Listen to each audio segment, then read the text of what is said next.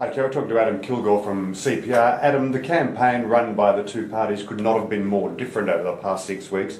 How do you rate the two of them?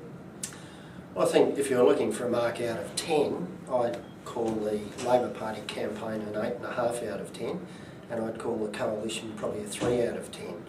I think it was a bit of a landmark campaign at an Australian federal level because you saw two very different styles. You saw the Coalition running an overwhelmingly negative campaign and the Labor Party running a very positive campaign. It seems that despite the strength of the economy and all those sorts of things, that Labor's positive message got through and won them the day. Now, the hallmark of Liberal campaigns over the last 11 years has been discipline. They've been very, very strict about that. That seemed to be missing from this campaign. What do you put that down to? Well, I think the discipline thing started from the top. I mean, that has been one of the hallmarks of Howard's government over the last 11.5 years. They have been a very disciplined government. But if they were true to their discipline, Howard himself and the senior party members understood as far as 6 or 8 months ago that with John Howard leading them into the campaign, they probably couldn't win. So their research told them a long time ago that they couldn't win with Howard, and they neither had the discipline to do anything about it, and so they were stuck with a campaign with a lame duck leading them. Now, their campaign was also peppered with monumental blunders, a number of them coming from Tony Abbott. How do you see that playing out in the campaign?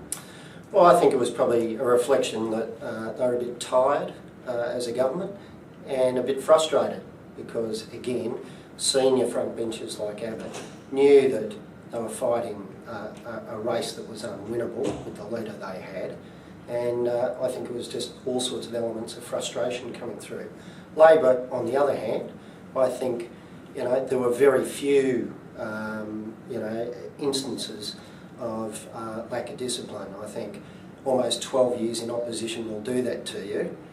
They certainly saw Rudd as a good chance. Their front rowers certainly knew that they were in with a good chance as far back as June this year. So discipline will, win the day.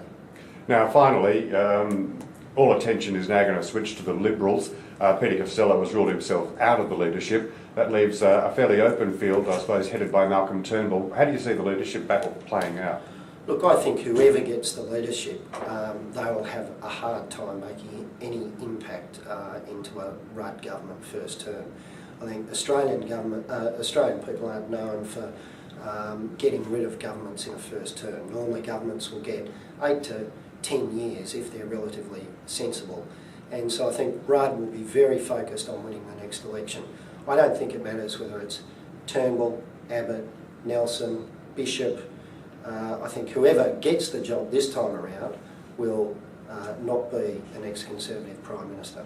That was going to be my next question. Is the new leader of the Liberal Party likely to be the next person to lead them into government? Well, what they're going to have to do is a fair bit of Me Tooism, believe it or not. That was the part of the hallmark of the campaign. Howard accused Rudd of being like him. But the reality is in Australian governments, about 80 to 90% of public policy is pretty bipartisan. So I think now that the Coalition understands that issues like climate change, broadband, education, all of those positive things that Rudd ran on are things that the Australian people want. They're going to have to fall in behind that policy agenda, and it'll be very hard for them to find a differentiation from the Rudd government. Thanks very much.